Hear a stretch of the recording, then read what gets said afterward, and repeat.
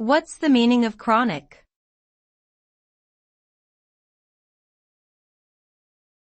Chronic.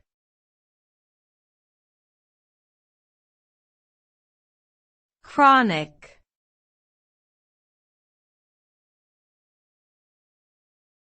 Chronic.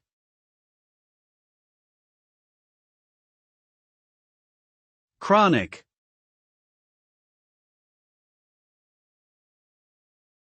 Chronic refers to a medical condition or disease that is long-lasting and persistent.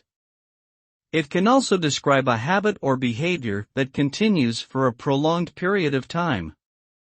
Chronic conditions may not be curable, but they can often be managed with ongoing treatment and care. Examples of chronic diseases include diabetes, asthma, hypertension, and arthritis. Chronic conditions can have a significant impact on a person's quality of life and require ongoing attention and self-management. Proper diagnosis and treatment are key to managing chronic conditions and improving overall health outcomes.